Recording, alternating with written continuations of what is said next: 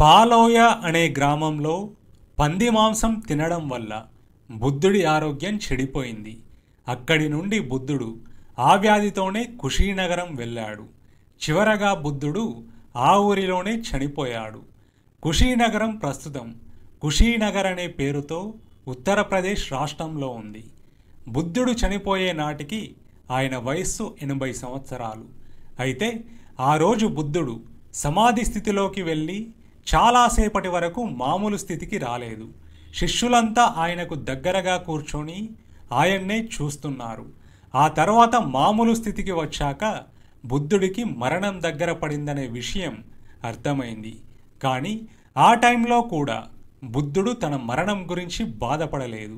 అప్పుడు కూడా సుభద్రుడనే ఒక సన్యాసికి అష్టాంగ మార్గమును బోధించాడు. చనిపోయే ముందు బుద్ధుడు తన శిష్యులకు ఈ విధంగా బోధించాడు. భిక్షులారా, ఈ శరీరం పదార్థాలతో కూడినది. అలాంటి శరీరం మరణించక తప్పదు. ఇక్కడ ధర్మమొకటే శాశ్వతమైనది.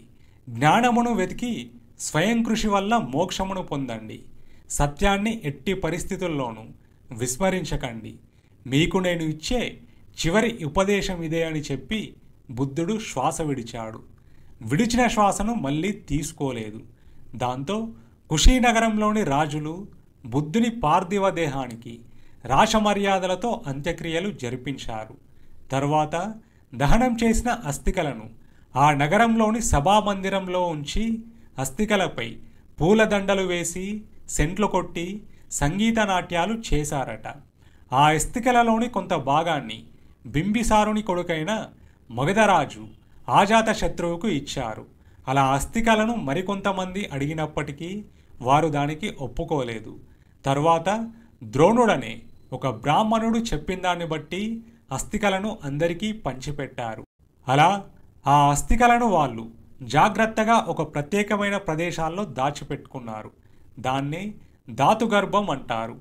ధాతువు అంటే పవిత్రమైన అవశేషాలు, గర్భం అంటే దాచిపెట్టే స్థలం.